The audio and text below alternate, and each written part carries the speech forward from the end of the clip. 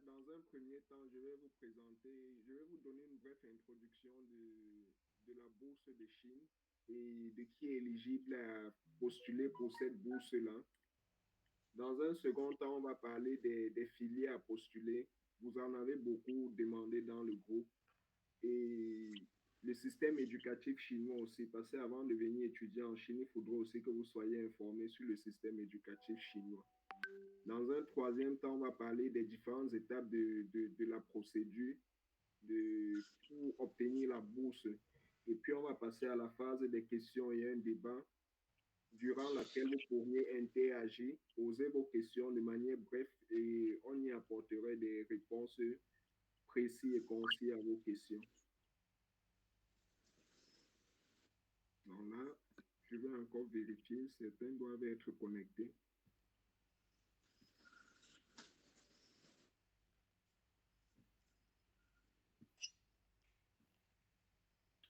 Donc, dans un premier temps, la bourse de Chine, de quoi s'agit-il? Je voudrais que vous sachiez que lorsqu'on parle de la bourse de Chine, en Chine, il y a trois types de bourses, ou du moins les bourses sont fournies par trois types d'établissements. Euh, la première, elle est fournie par le gouvernement chinois.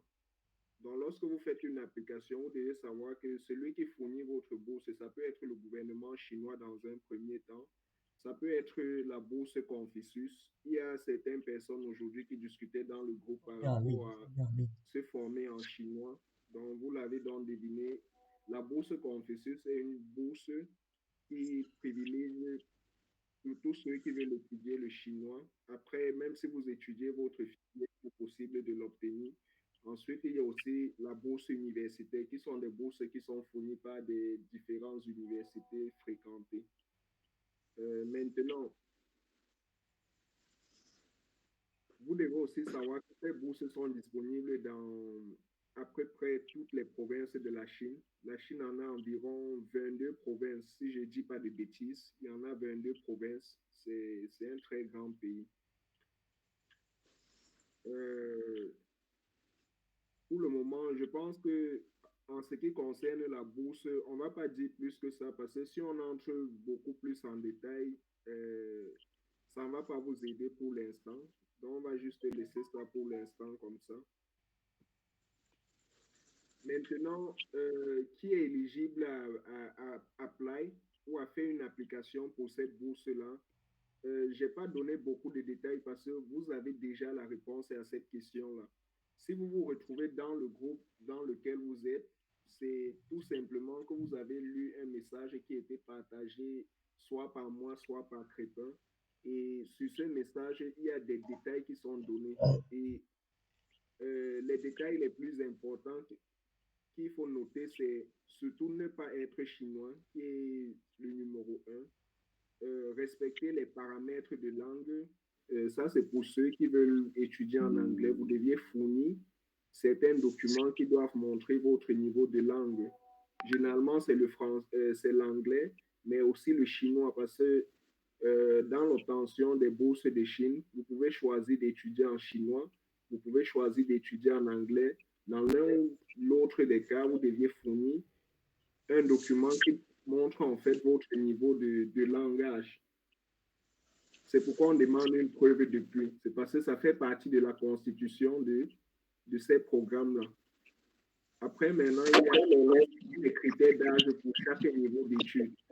Le niveau d'âge, c'est pourquoi? C'est une chose que vous deviez savoir, c'est que lorsque vous faites une application pour une bourse en Chine, il y a un âge qu'il faut respecter pour chaque niveau.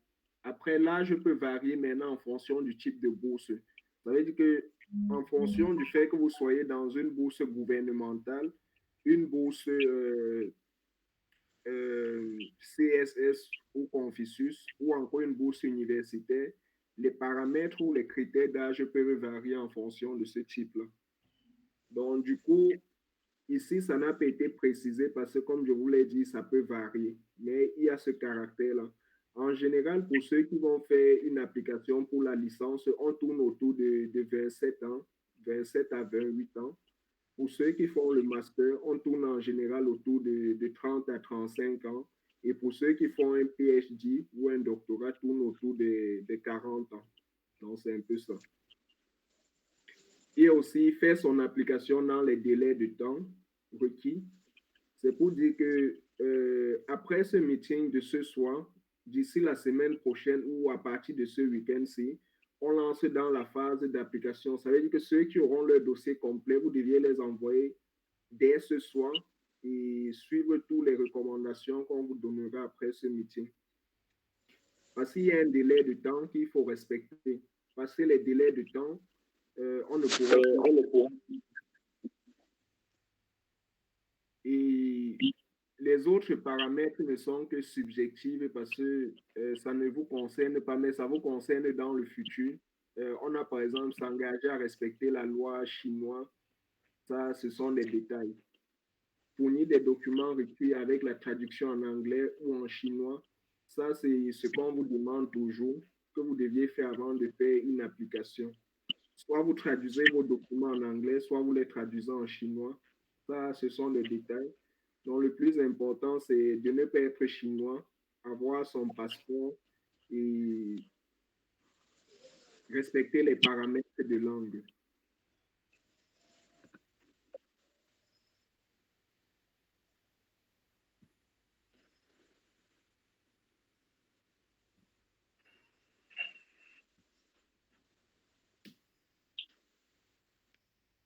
Donc, on va un peu présenter quelques filières et l'architecture de l'éducation en Chine.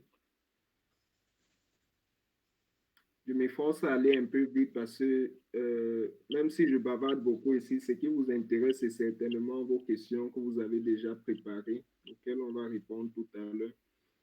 Bon, ça, c'est une liste de quelques filières.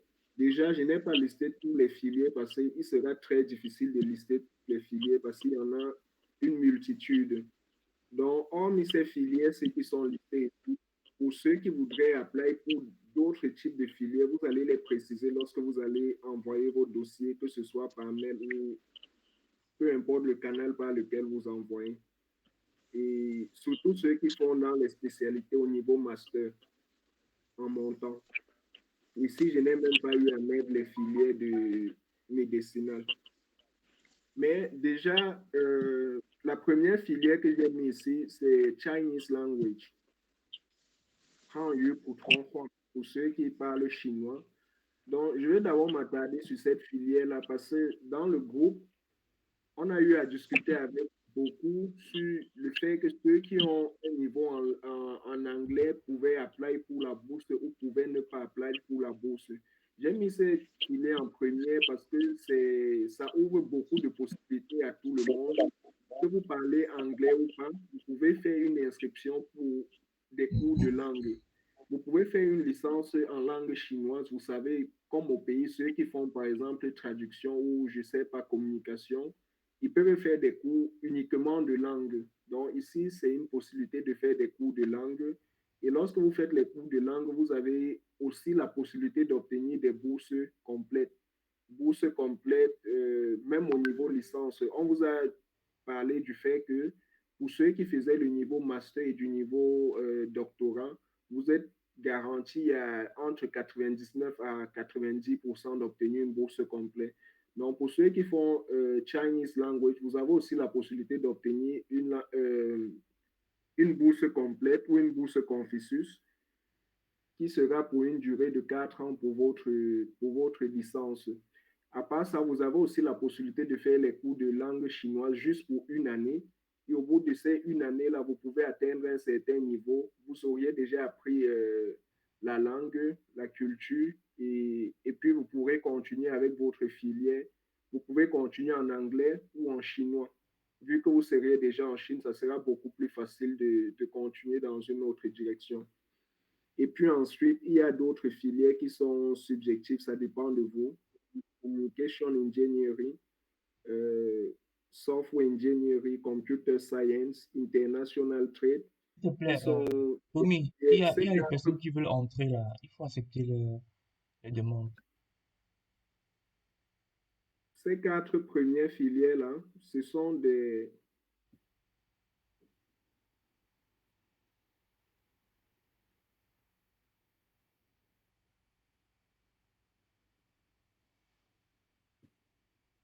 Donc, ces quatre filières-là représentent les filières auxquelles environ 90% des étudiants étrangers qui viennent étudier en Chine postulent pour lorsqu'ils viennent en Chine. Donc, vous pourriez aussi peut-être postuler pour ces filières-là ou en sélectionner d'autres. Vous avez aussi la possibilité, comme je l'ai dit, pendant que vous faites votre documentation, si vous avez une filière spécifique en laquelle vous vouliez faire l'application, vous deviez préciser lorsque vous envoyez vos dossiers. Comme ça, nous pourrions facilement vous proposer ce qui va dans votre jargon. Après, maintenant, on a d'autres filières comme les transportation engineering. Si vous remarquez, vous verrez qu'ici, ça tend un peu plus vers la spécialisation.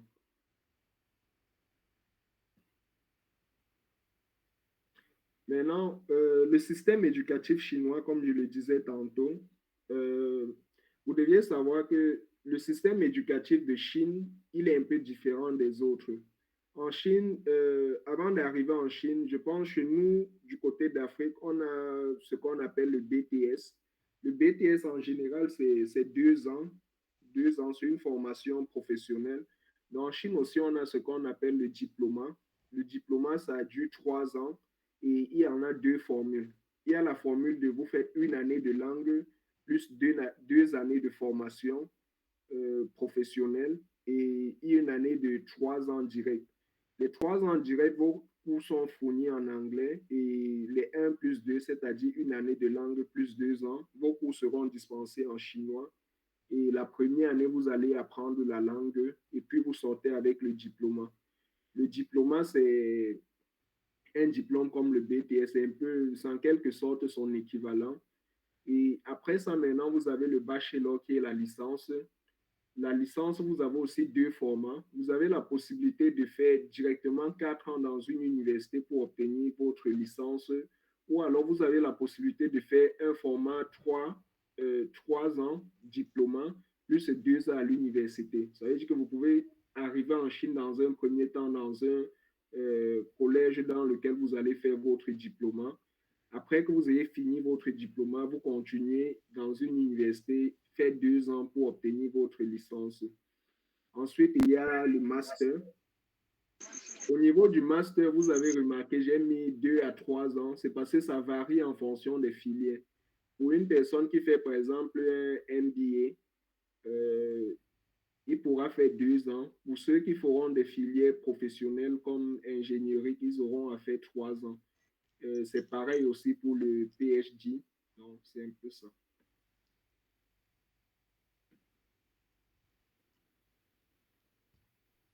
Il faut regarder Bon, ceux voyons. qui veulent toujours se connecter pour de-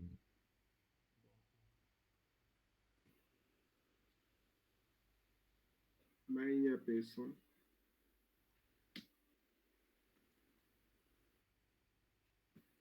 Donc, on continue avec les différentes étapes de la procédure. Euh, Dans un premier temps, vous deviez, comme on vous l'a toujours dit, vous deviez dans un premier temps réunir et scanner vos documents. Ensuite, vous deviez faire l'analyse de vos documents et déposer auprès des universités. Ça, c'est ce à quoi nous sommes là pour. Ça veut dire que nous vous aidons à faire l'analyse de vos documents et puis on dépose ça auprès des universités. Puis il faut obtenir une admission et le JW. Ici, déjà, beaucoup de personnes ne savent pas c'est quoi l'admission, c'est quoi le JW.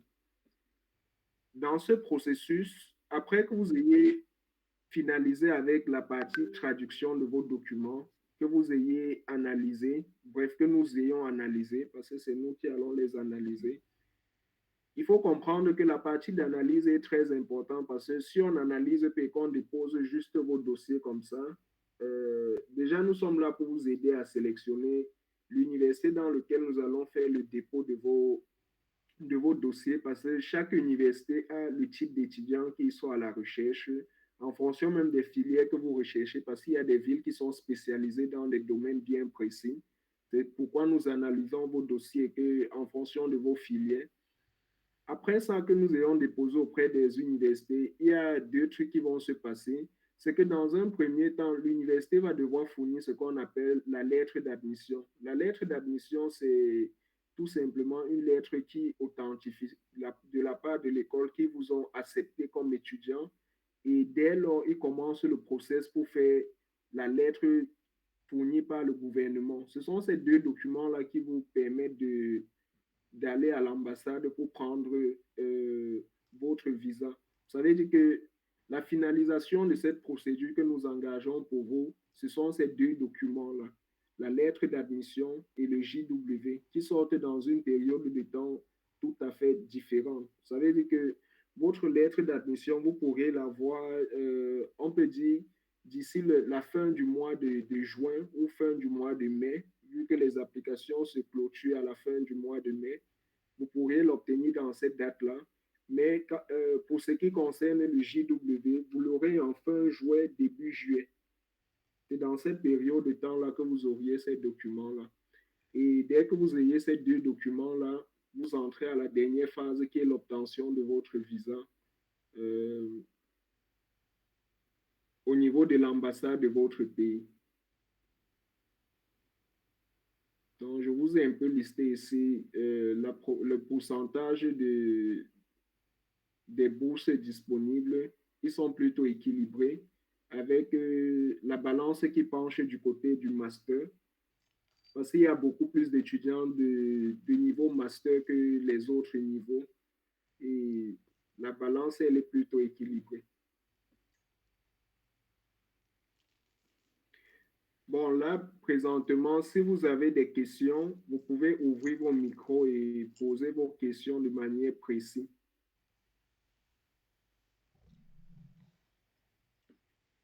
Ah, top, top, top, top. Donc là, Tommy a fait une présentation brève du process à suivre étape par étape. Donc vous voyez le nombre de temps que ça va prendre pour obtenir ces deux documents vraiment indispensables pour l'obtention de votre visa. Et ces deux documents, et c'est très important pour vous d'obtenir les meilleurs, donc les meilleures bourses, parce que l'admission vient avec la bourse. Donc, une fois que vous avez la bourse, vous avez le GW, directement à l'ambassade, ça passe rapidement. Vous connaissez ce qui se passe actuellement en Chine. Les ambassades de Chine sont là pour partager les visas, donc c'est justement à votre avantage. Donc, plus vite vous postulez, plus vite vous obtenez vos documents là, donc admission et GW, et plus vite vous obtenez le visa. Donc maintenant, il y a encore vraiment des choses qu'on s'est dit dans le groupe. Vous connaissez, il y a tous les documents qu'il faut. On n'a pas justement mis ça la présentation pour ne pas faire ça trop long. Donc on vous laisse réellement le soin de poser vos questions. Donc parce que généralement, ce live-ci était pour répondre à vos préoccupations. Parce qu'on s'est rendu compte qu'il y a trop de questions dans le groupe et que ça serait plutôt bien pour nous de répondre cela en live entre nous. Donc, si vous avez des questions, comme il a dit, il y a déjà les mains qui sont levées, c'est lui qui va se sélectionner. Dès qu'on vous choisit, vous activez votre micro et vous posez la question.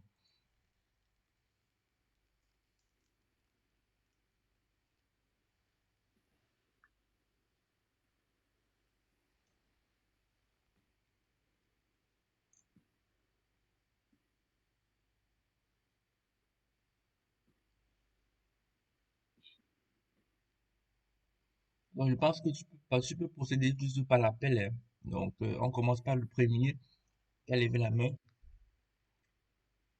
Amel, tu peux poser ta question. Donc, une fois qu'on t'appelle, tu Et actives bonsoir à vous. ton micro pour poser la question. Bonsoir à vous. Voici, bonsoir. Et je commence je commence à vous dire merci parce que tout ce que vous faites maintenant, tout le monde ne le fait pas de nos jours. Donc, Mais j'ai énormément de questions. La première, c'est au niveau de l'explication. Vous avez tout à l'heure, je suis venu juste presque à la fin. J'ai vu la deuxième partie là, qui a un peu l'air intéressant. Vu le problème des réseaux, j'ai manqué quelques explications. Vous pouvez un peu me réexpliquer la partie là. Vous avez des passions. Et comme présentement, c'est 4 questions et étapes. La deuxième, vous avez dit, c'est visa. Et voilà, j'ai vu visa, j'ai vu admission, j'ai vu dossier, tout ça. Donc, la question, c'est que tu n'as pas compris l'explication qu'on a fait. Donc, le live est enregistré. Oui. Donc, tu pourras suivre à la fin. Je vais rendre ça disponible sur YouTube. Je vais partager le lien dans le groupe. Okay. Tu pourras suivre pour comprendre exactement ce que je n'ai pas compris. D'accord? Ok. Et je voudrais savoir la différence entre software engineering et computer science. Software engineering, comme tu entends, c'est software, tu vois, les logiciels, donc la partie, je vais dire plutôt interne de l'ordinateur. Donc, on dirait le génie logiciel, tu vois. Donc, tu es en train de faire tout ce qui concerne le développement des logiciels en informatique. Et maintenant, computer, c'est un peu plus vague. Donc, on va te parler aussi des hardware. D'accord? Donc, généralement, software, c'est une partie, je vais dire quoi, c'est une partie de computer science. Tu vois? Donc, quand tu fais computer science, tu fais un peu en grand, mais plus tard, dans computer science, tu vas te spécialiser dans quelque chose comme software engineering. Tu vois un peu? Oui. Parce que j'ai eu un bac, comme je l'ai dit tout à l'heure, j'ai eu un bac en sciences économiques et à l'Institut universitaire de la côte ici à Lorbesso. J'ai fait système d'information, fait programmation, fait génie logiciel. C'est pour ça que je vais savoir avant de postuler si on fait software engineer ou fait computer science. Bah, moi, je te conseille de faire software engineering parce que déjà, ceux qui font software engineering sont plus avantagés. Non seulement ils font toutes les matières que les computer science font, mais ils font aussi les propres matières spécialisées de software engineering. Donc, c'est à ton avantage de choisir software engineering. Donc, et aussi, on entre avec combien de moyens, s'il vous plaît? Tu postules pour quel niveau déjà? Parce que j'ai fait première année. Donc, ça veut dire que tu postules pour le niveau bac. Donc, pour le niveau bac, pour avoir une bourse totale, il te faut au moins savoir 15 de moyenne. 12, 13, 14, voilà quoi. Tu peux être par chance, donc avec plus de négociations. Donc, ça, c'est notre travail. On connaît comment on va négocier avec les professeurs. On peut justement obtenir une bourse totale. Mais si tu as moins de 12 de moyenne, il est fort probable que tu obtiennes une bourse partielle. Parce que j'ai moins de 12 de moyenne. C'est que ça là-dedans. Bon, si j'ai moins de 12 de moyenne, on va voir. On va toujours essayer de négocier, mais sinon, ça va dépendre vraiment de l'université en question qu'on va choisir pour t'envoyer là. Et comment est-ce qu'on va négocier avec les professeurs qui enseignent là-bas. Est-ce que tu as d'autres questions aussi? Pour le moment, je vais laisser la parole aux autres et réfléchir. Ouais, c'est très bien, c'est très bien, très bien. C'est trop gentil. D'accord.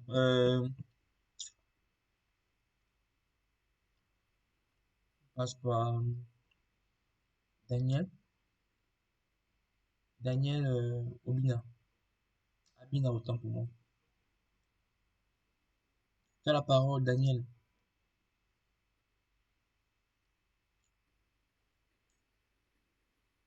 Bah, si Daniel n'est pas disponible, on passe avec Joël Brice. Tu peux parler. Tu poses ta question. Ok, bonsoir les gars. Bonsoir Crépin. Yes, yes. Bonsoir également aux présentateurs. Vraiment, merci beaucoup les gars. Vraiment, la présentation était nickel, simple et c'était cool. C'était limpide. Merci. Donc, c'est... Ok, bon. Moi, je suis là en fait pour avoir les informations. En fait, j'ai 3 questions déjà. Premièrement, la première question, c'est que, bon, en fait, j'aimerais savoir si quelqu'un qui a déjà qui a un cursus anglophone, non. S'il peut postuler directement, sans toutefois avoir encore, sans toutefois justifier la maîtrise de la langue. Parce que ça, c'est pour mon frère. Premièrement, il a un bachelor en sciences économiques. Donc, il voulait postuler pour un MBA. Il a plus de 13 et demi de moyenne. Donc, je voulais savoir si tu as des chances d'abord par rapport à ça. Ça, c'est la première question.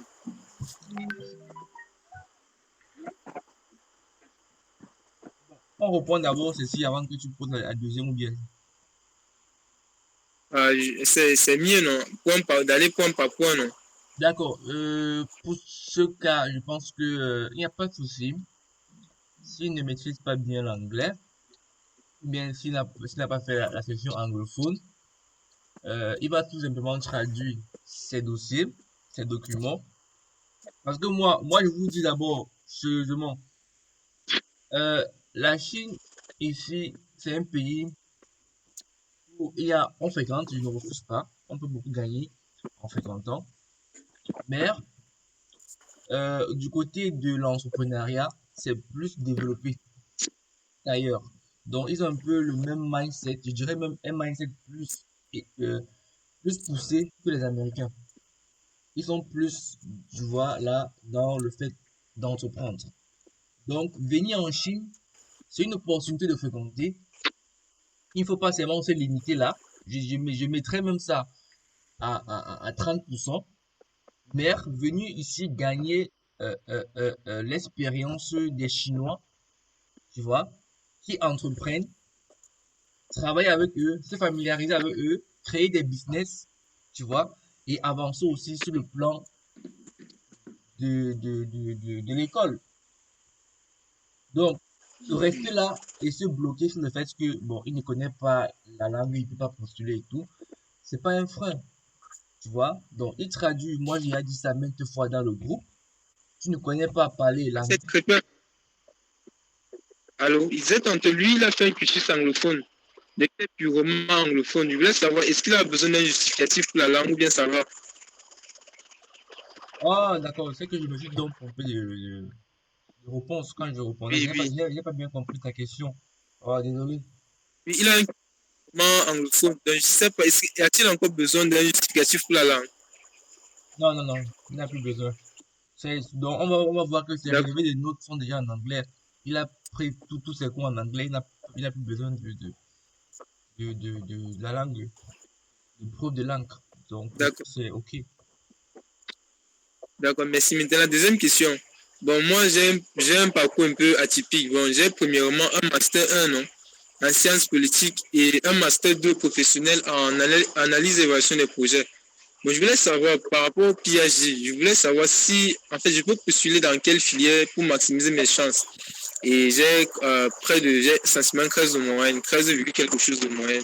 Mais je voulais postuler en business administration ou bien je reviens alors en sciences politiques, sachant que j'ai deux masters, un master en sciences politiques et un master en gestion. Je ne sais pas, je peux maximiser mes chances à quel niveau en fonction de votre expérience, s'il vous plaît. Ah, je pense que Tommy pourrait répondre ça, hein. D'accord, monsieur Tommy.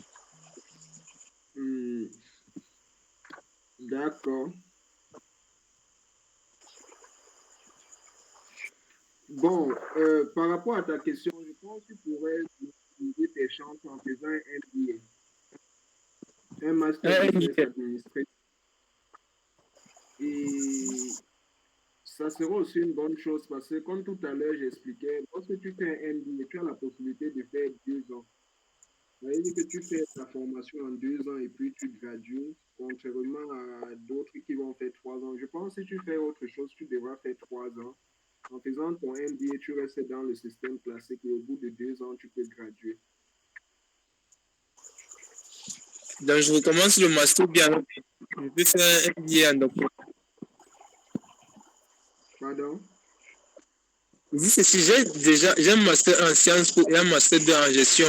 Je sais pas, je voulais postuler pour le doctorat. Quelle est la meilleure chose? Et j'ai 13 de moyenne. Ah, d'accord. Bon, dans ce cas, on peut, parce que quand on arrive au niveau du doctorat, on peut aussi te proposer ce qu'il y a sur la main en fonction aussi de, parce parce que tu sais, lorsque tu fais le doctorat, en sélectionnant ton université dans laquelle tu dois postuler, tu peux le faire en fonction de tes superviseurs ou de tes encadreurs, vu que tu dois avoir un encadreur qui doit te suivre. Mhm.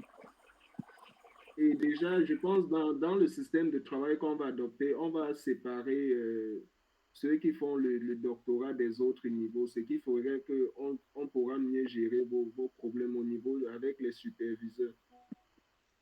D'accord, ok. Merci beaucoup. Merci beaucoup. D'accord, merci à D'accord. toi, Je pense Brice. que c'est. Donc, Merci, c'est bon. Oui, ouais, ouais. allô? Je voulais dire que n'oublie surtout pas de traduire tes dossiers et de faire tes lettres de recommandation parce que postuler pour le doctorat demande plus de documents que le master et la licence. D'accord. Merci beaucoup, Crépin. De rien, champion. Donc, est-ce que Daniel a une autre question déjà? Ou bien elle n'est pas toujours connectée? Daniel. Non, ça, c'est le nom de monsieur. Daniel Abina, c'est une fille. Ouais, je savais. Bah, elle n'est pas connectée. Donc, apparemment, les autres, vous n'avez pas de questions. Je pense on fait bien un très bon boulot dans le groupe pour répondre à pratiquement la plupart des questions. Donc, c'est l'opportunité parce que, comme je vous dis, l'opportunité des visas de cette année-ci, ça ne sera pas la même. Moi, je pense pas. Cette année, c'est vraiment les visas seront donnés cadeau. J'ai cette forte analyse-là et cette forte conviction. Donc, postulez et justement, tentez votre chance. Donc, Daniel, est-ce que Daniel prend la parole pour poser sa question? On t'écoute.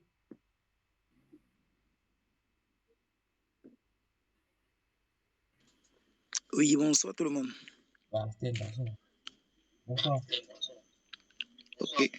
Bon, j'ai intégré le meeting, vous étiez déjà avancé. Certainement, j'ai eu à rater certaines choses que je vais reposer comme question. Bon, premièrement, j'aimerais savoir comment ça se passe pour une nouvelle personne qui arrive sur le territoire, bon, qui ne connaît personne, qui ne sait même pas comment faire pour survivre là-bas. Bon, ça, je ne sais pas si ça cause problème de poser ce genre de questions. Non, Non, ça ne pose pas de problème. c'est une très D'accord. bonne question. Vous pouvez d'abord répondre à cela avant de continuer avec les deux autres, si possible. Ah, je vais laisser Tommy répondre, toi.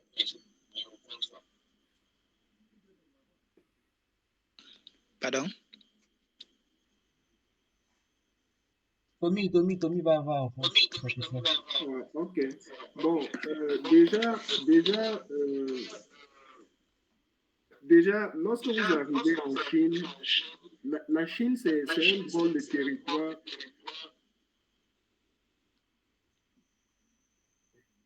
Excellent, tout comme ça. Bref, je disais, la Chine, c'est un drôle de territoire lorsque tu arrives et que tu n'as pas de repères parce que il y a les paramètres socio-culturels qui Mets varient ton d'un micro sur territoire à silencieux, l'autre. Daniel. Voilà, c'est gentil. Apparemment, il y a des interférences. Donc, je disais, la Chine, c'est un drôle de territoire. Lorsque tu arrives, il y a des paramètres socio-culturels qui sont différents d'autres pays. Si tu arrives et que tu n'es pas orienté, c'est un peu compliqué. Mais déjà là, présentement, je pense que vous avez une chance parce que à travers le groupe et à travers les orientations qu'on est en train de vous donner, ça fait une différence entre votre immigration et par exemple mon immigration à moi. Moi, quand j'arrivais en Chine, c'est seulement parce que j'avais un fort caractère que j'ai pu arriver jusqu'à un certain niveau.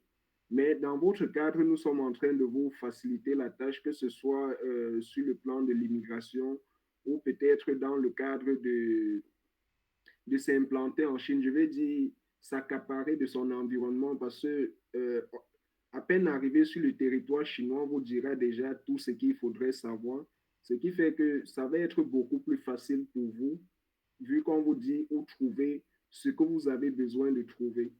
Maintenant, dans le général, euh, je peux dire que c'est plutôt facile de s'y habituer. La seule difficulté que vous pourriez avoir, ça serait la difficulté au niveau du langage. Comme je l'ai dit, lorsque vous arrivez en Chine, on utilise l'anglais, on utilise le chinois. Ça veut dire que beaucoup, lorsqu'ils arrivent en Chine, ils sont confrontés au problème de langue. Et d'ailleurs, aujourd'hui, certains l'ont souligné dans le groupe, et c'est pourquoi ils parlaient du Confucius. Vous devez savoir que vous n'avez pas besoin d'apprendre la langue au pays si vous voulez. Bref, cela dépend des moyens de tout un chacun. Parce que lorsque vous arrivez en Chine, dans un premier temps, vous avez la communauté des étrangers avec qui vous êtes tous ensemble, vous êtes tous dans le même jargon et vous parlez en général juste l'anglais, vous ne maîtrisez pas encore le chinois, vous communiquez avec les Chinois peut-être juste avec votre anglais basique, mais très rapidement, pour ceux qui sont bosseurs, qui savent ce qu'ils veulent, euh, ceux qui vont commencer leur session avec des cours de langue, ça sera facile pour vous de vous intégrer dans le milieu chinois. Communiquer avec les Chinois, ça sera facile pour vous de vous intégrer dans leur milieu. Je ne sais pas si j'ai répondu à ta question parce que je pense que ta question soulève plusieurs volets et je ne sais pas si je réponds à cette question-là. Oui, c'est bon pour la première question. Il reste juste deux questions. En ce La qui deuxième concerne la, question, c'est laquelle? oui, en ce qui concerne la deuxième question, pour une personne qui veut postuler avec un niveau baccalauréat, j'aimerais savoir s'il y a un critère éliminatoire au niveau des moyennes obtenues dans le diplôme.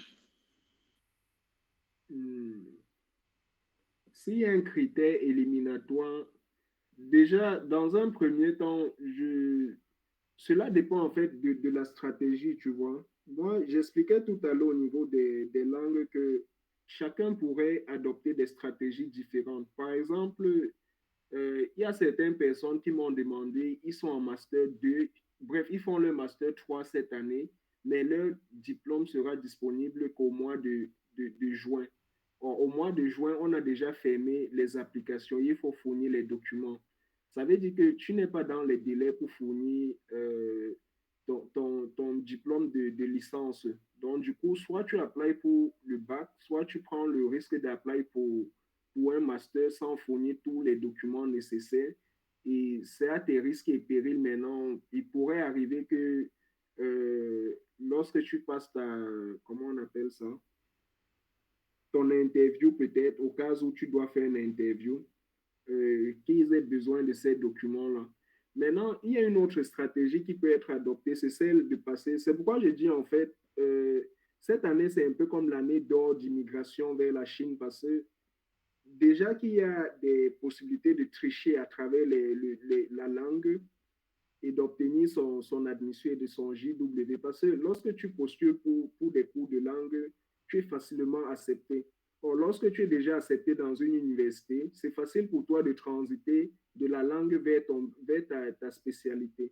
Ça veut dire qu'étant déjà dans le système, tu vas directement transiter vers le truc. Ce qui fait en sorte que peu importe le cas dans lequel on se trouve, on est toujours au moins dans 60% de réussite. Ça veut dire qu'on est toujours dans les 50 à 60% de réussite. Jamais moins de ça. Maintenant, si une filière peut te retirer, ça dépend. Il y a aussi des universités de référence en Chine. Ça veut dire qu'en fonction de l'université dans laquelle on est en train d'appliquer, si c'est le top du top, ça veut dire qu'eux aussi recherchent le top du top. Maintenant, pour entrer dans du top, il faut aussi être au haut niveau. Si tu es au haut niveau, tu n'entres pas là-bas. Ok, merci bien pour la réponse et l'éclaircissement. Bon, ce qui C'est concerne pour ça, je vais encore ajouter ça. C'est pourquoi je vous ai dit depuis que bon, peut-être comme tu l'as souligné, tu es arrivé un peu en retard, j'ai souligné le fait que nous devons analyser et traiter vos données avant de déposer aux universités parce que en fonction des dossiers que vous fournissez chez nous, c'est pas pour rien qu'on dit on analyse. Certaines personnes ont dit je n'ai pas un dossier de cours de langue. Il y a des universités qui peuvent être souples et qui ne demandent pas cela. Et donc, euh, c'est un peu plus souple. Et si c'est un peu plus souple, ça fait que on est sûr que le dossier va passer. D'accord, merci bien. Bon, en ce qui concerne la dernière question, pour une personne qui veut reprendre au niveau 1 et qui souhaite faire la filière mécatronique, est-ce qu'il a une forte probabilité de pouvoir être accepté dans cette filière ou bien il doit entrer avec un niveau licence pour être facilement retenu? Il a la possibilité d'entrer. D'accord, merci bien. Alors, super. Daniel, je pense que tu as eu les réponses à tes questions. Donc, on ne pourra pas réellement tout répondre en profondeur, sinon on va passer tout le temps. Donc, une fois que tu vas postuler tes dossiers, on va justement dialoguer avec toi en privé, tu vois, pour te dire à quel niveau tes dossiers se trouvent, pour t'expliquer. Si tu as d'autres questions, on va prendre le temps pour t'expliquer concrètement comment ça évolue. Donc, qui d'autre a des questions? Il nous reste que environ 8 minutes pour que le live s'achève. Donc, allez vite, posez directement vos questions et on vous donne les réponses. On va passer à Blanik, qui n'a pas encore parlé. Blanik n'est plus là. Il a eu un problème de réseau. On va passer à Oncle dit officiel. Oncle, ça c'est Djibril, non? Si je ne me trompe pas. Ah, Djibril, tu as la parole. Pose ta question. À moins que tu ne nous reçois pas. Il y a Brice qui a encore une autre question. Brice, tu peux parler.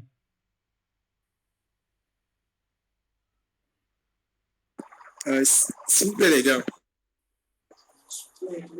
s'il vous plaît, je voulais savoir, par rapport à la bourse, c'est quoi le délai des réponses au niveau des universités après avoir déposé les demandes, s'il vous plaît? C'est quoi le délai de traitement pour les réponses? J'ai donné mon exposé, j'ai dit le document que l'établissement doit fournir, c'est ce qu'on appelle la lettre d'admission. Et j'ai dit, vous l'aurez d'ici la fin du mois, entre le mois de mai et le mois de juin. D'accord, merci beaucoup. S'il vous plaît, et ça se fera directement avec l'octroi des bourses ou bien on va encore devoir formuler une demande de bourse, s'il te plaît? Lorsque vous obtenez votre lettre d'admission, vous savez si vous avez eu une bourse ou pas. D'accord, merci beaucoup. De rien, de rien, de rien. Alors, Oncle dit officiel. Tu as la parole. Bon, si ton micro ne passe pas, on va passer à Blanik. Tchimou, Tchimou. Si tu nous reçois, alors tu peux prendre, activer ton micro et poser ta question.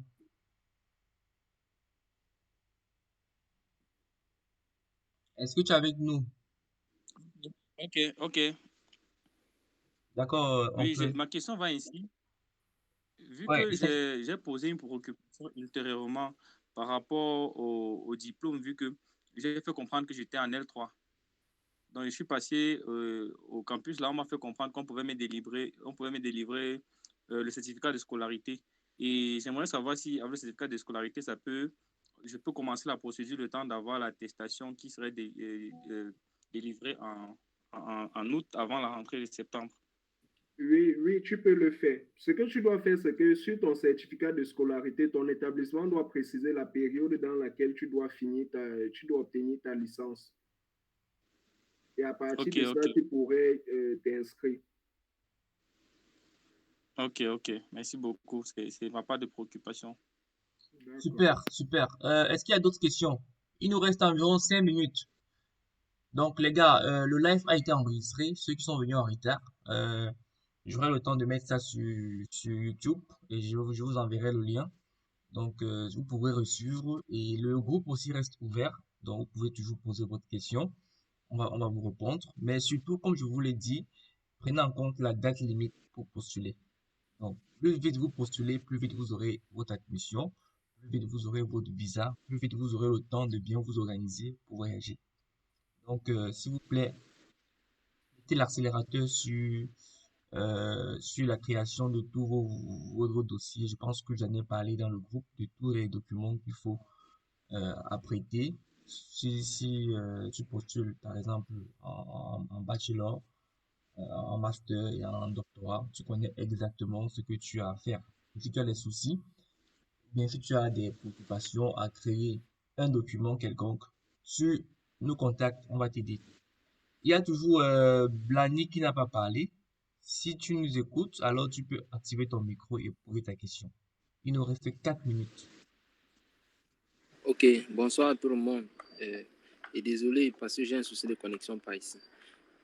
Bon, je vais être bref. Je suis actuellement étudiant en microbiologie niveau 4. Je ne sais pas si il y a possibilité de continuer là-bas à niveau master. J'aimerais postuler niveau master si possible. Sinon, je ne sais pas si il y a des critères parce que mon deuxième choix en fait c'est software engineering. Je ne sais pas s'il y a des critères éliminatoires ou bref, je veux savoir qu'est-ce qu'il faut pour maximiser les chances dans ces deux côtés-là, dans ces deux filets-là. Pour maximiser les chances dans vos applications, vous devez vous rassurer d'avoir tous vos documents. Et c'est pourquoi je dis toujours, on traite vos documents parce que s'il y a un document qui manque, on pourra trouver le moyen de vous aider à compléter ce document ou pas. Par exemple, l'un des documents sur lequel je sais qu'on va beaucoup vous aider, c'est au niveau du dossier bancaire. Je vais dire le compte bancaire parce que pendant que vous faites l'application, vous devez aussi fournir le compte bancaire de celui qui fait votre prise en charge. En général, le compte pourrait être bas, mais on trouve le moyen de... On sait comment vous aider sur ce paramètre-là. Ah, ok, d'accord. Et concernant la possibilité de continuer en microbiologie, est-ce que c'est possible en master? Oui, c'est possible. Je vais dire, c'est... Lorsque vous fournissez vos documents, vous deviez préciser où est-ce que vous voulez vous orienter et puis on vous fournira les détails concernant cela. Donc, il faut savoir que ici en Chine, rares sont les filières qu'on ne trouve pas. Rares sont les filières que vous voulez faire et qu'on cherche ici, on ne trouve pas. Donc, la plupart des filières que vous souhaitez faire sont enseignées ici. Sauf que peut-être ça, vous pouvez avoir la malchance que c'est en chinois. Mais sinon, beaucoup de programmes en chinois aussi sont en train de se traduire en anglais. Beaucoup d'universités essayent de former aussi en anglais. Mais sinon, la plupart, tous les filières, je vois pas une filière qu'on n'enseigne pas ici en Chine. Il y a tout. Ah, ok, d'accord. Merci bien. Aussi, j'ai un souci. Quand vous parlez de traduire nos documents, bon, moi particulièrement, j'ai déjà presque tous mes documents à part le test de langue. On fait comment pour traduire ça? Moi, je ne comprends pas bien. Tu veux dire un diplôme, une prouve que tu as le niveau d'anglais? Non, pas encore, pas encore. Je suis en train de... J'ai engagé les démarches à l'université pour qu'on m'octroie ce document. Maintenant, tu dis tu as tous les documents, pas quel document? Le test de quelle langue? L'anglais, vous avez parlé de l'anglais, non? Je suis en train de Oui. demander... Oui, c'est ça, j'ai engagé les procédures. Bon, j'attends juste comme mes retours. Bon, maintenant, Mais si tes diplômes, tes relevés de notes, quand vous avez préparé tous vos documents comme ça, l'idéal, c'est d'envoyer vos dossiers dans un premier temps et qu'on commence à traiter vos dossiers. Et puis, vous allez fournir peut-être la pièce manquante au avec le temps. exactement. Du moins, ça fait qu'on a déjà traité au moins votre dossier. Ah, ok, d'accord. D'accord. Le live est fini, donc je mettrai ça sur YouTube. Et les amis, on se dit dans le groupe WhatsApp. Ciao, ciao, ciao.